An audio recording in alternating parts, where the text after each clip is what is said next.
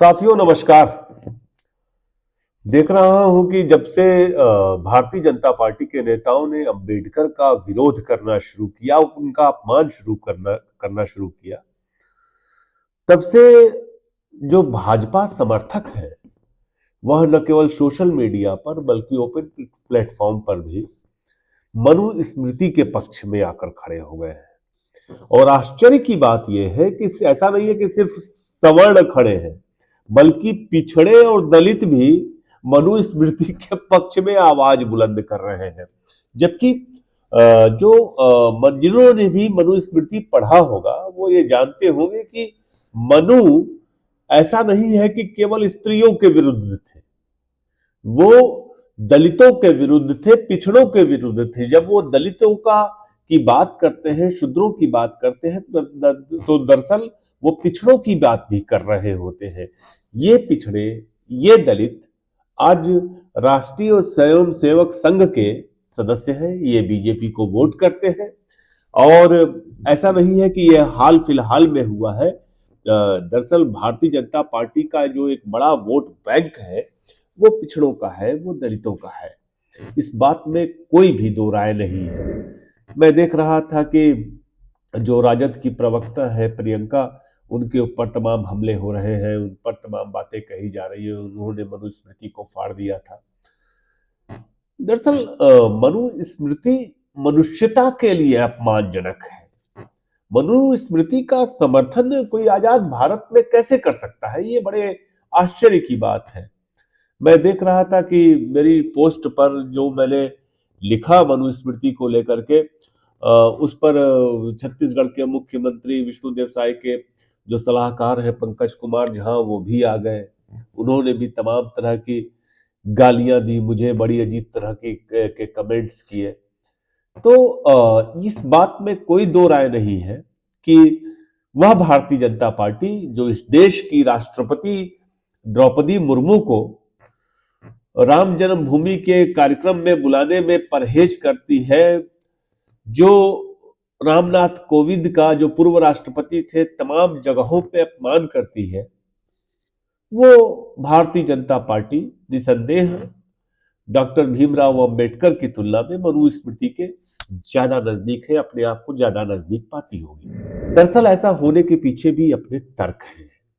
दरअसल भाजपा, आरएसएस, जो कि पहले हिंदू महासभा थी आरएसएस, वो हमेशा से, आज से नहीं या एक वर्षों से नहीं, हमेशा से मनुस्मृति की प्रशंसा करती रही है, मनुस्मृति के नजदीक रही है। मैं आपको सावरकर का एक बयान सुनाता हूं, एक बयान बताता हूं, जिसे सुनना जरूरी है, जो वो मनुस्मृति के पक्ष में कहते हैं। सावरकर क्या कहते हैं मनुस्मृति के समर्थन में, पहले यह सुन लीजिए, उससे आपको यह दिमाग में निश्चित हो जाएगा कि भाजपा और आरएसएस किस लाइन पर चल रहे हैं। सावरकर कहते हैं साफ साफ कि मनुस्मृति ही वह ग्रंथ है जो वेदों के पश्चात हमारे हिंदू राष्ट्र के लिए अत्यंत पूजनीय है, तथा जो प्राचीन काल से हमारी संस्कृति, आचार विचार एवं व्यवहार की आधारशिला बन गया है। यही ग्रंथ सदियों से हमारे राष्ट्र की ऐहिक एवं पारलौकिक यात्रा का नियमन करता आया है। ये सावरकर कह रहे हैं। सावरकर कहते हैं कि आज भी करोड़ों हिंदू जिन नियमों के अनुसार जीवन यापन तथा व्यवहार आचरण कर रहे हैं, वे नियम तत्वतः मनुस्मृति पर आधारित है। आज भी मनुस्मृति ही हिंदू नियम, हिंदू लॉ है, यही मूल है। सोचिए, ये सावरकर कह रहे हैं, सावरकर कह रहे हैं मनुस्मृति को कि हिंदू लॉ है।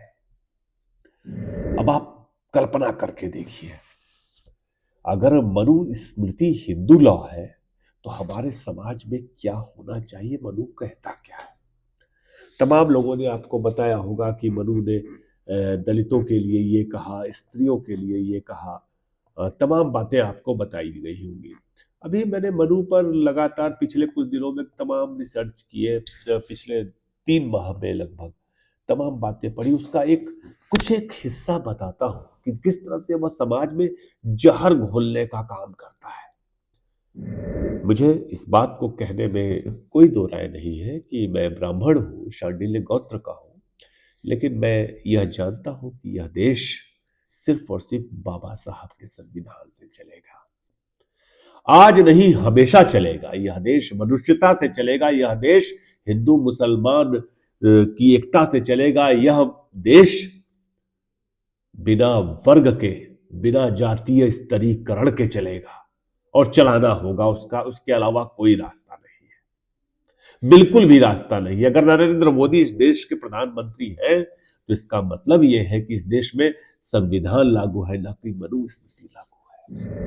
मनुस्मृति कहती है, नाम जाति ग्रह त्वेषाम अभिद्रोहेण कुर्वतः निक्षेप्यो अयोमय शंकर ज्वलन आस्य दशांगुल। इसका मतलब यह है कि यदि शूद्र अहंकार में आकर के द्विज के नाम और जाति का अपमान पूर्वक उल्लेख करता है तो 10 अंगुल लंबी एक लोहे की गर्म कील उसके मुंह में दाग दी जाएगी। आप कल्पना करके देखिए कि अगर कोई शूद्र किसी ब्राह्मण का अपमान करता है, अगर मनुस्मृति लागू है तो एक गर्म कील, 10 अंगुल लंबी कील उसको गर्म करके उसके जीभ दाग दी जाएगी। लेकिन अगर ब्राह्मण शूद्र को गाली देता है तो कुछ नहीं होगा, जबकि हमारे देश में SC ST कानून लागू है। मतलब यह कि SC ST कानून को खत्म कर देना चाहिए और ब्राह्मणों को छूट दे देना चाहिए कि अगर द्विज उनका, अगर शूद्र उनका अपमान करे तो वो इस तरह से उनको सजा दे। ये मनुस्मृति कहती है। मनुस्मृति कहती है कि धर्मोपदेशम दर्पेण विप्रणाम यस्य कुर्वतः तत् मासीचतेत तेलः वक्त्रे श्रोते च पार्थिवः। ये मनुस्मृति के 8वें अध्याय में है। इसका मतलब यह है कि यदि शूद्र अहंकारवश ब्राह्मणों को उनके कर्तव्य का उपदेश दे तो राजा को उसके मुंह और कानों में गर्म तेल डालना चाहिए। मतलब ये कि अगर आपका अधिकारी, उच्च अधिकारी अगर ब्राह्मण है, अगर शूद्र है और आपको आदेश देता है तो उसके मुंह और कान में गर्म तेल डाल दिया जाए। आपको मालूम होगा कि एक नफरती है चंदन शर्मा, बिहार का, पूर्णिया में काम करता था। उसने अपने उच्च अधिकारियों के साथ बदतमीजी की और उसके बाद उसको नौकरी से हटा दिया गया। मान लीजिए कि अगर उच्चाधिकारी उसके अगर शूद्र होते तो उन अधिकारियों के कान में गर्म तेल डाल देना चाहिए था। ये मनुस्मृति कहता है, अगर ऐसा है तो, क्योंकि चंदन शर्मा खुद को ब्राह्मण बताता है। तो दरअसल शूद्रों को लेकर के जिस तरह की बातें कही गई और वो लॉजिकल नहीं है, मनुष्यता से एकदम परे है। इतनी माने संवेदनहीन बात लिखी हुई है। माने मैं आपको कितनी बातें बताऊंगा। कहता है मनुस्मृति कहती है, विप्राणाम ज्ञानतो ज्येष्ठवम क्षत्रियाणाम तो वीर्यतः वैश्यानाम धान्य धनतः शूद्राणाम एव जन्मतः। मतलब ब्राह्मणों की वरिष्ठता ज्ञान से है, क्षत्रियों की वीरता से है, वैश्यों की वरिष्ठता अनाज में धन से है, लेकिन केवल शूद्रों की जन्म से है। मतलब अगर शूद्र कुल में जन्म लिया है तो उसके अलावा उसको सम्मान पाने का कोई अधिकार नहीं है। यह मनुष्यता के विरुद्ध है कि नहीं है? इसके अलावा वो कहते हैं कि जिस तरह की बातें लिखी हुई है, मैं क्या बताऊं आपको, एक एक चीज, हर सब कुछ जो है वो बहुत अपमानजनक है, बहुत अपमानजनक। मतलब आप सोच नहीं सकते कि कितना अपमानजनक है। एक लाइन सीधे लिखती है मनुस्मृति का, 2.65 उसका श्लोक है। वो कहता है, शूद्रम परिचर्या कर्मणि, शूद्र शूद्र का काम परिचर्या, सेवा करना है, खाली और कोई काम नहीं है। और फिर आगे कहता है कि शूद्र ब्राह्मणा नाम परिचर्या कर्मणि, शूद्र का काम ब्राह्मणों की सेवा करना है। फिर लिखा है एक जगह, शूद्र स्वम वृत्ति न विजानाति, शूद्र अपना काम नहीं जानता, यह वह काम करेगा जो द्विज बोलेंगे, जो सवर्ण बोलेंगे।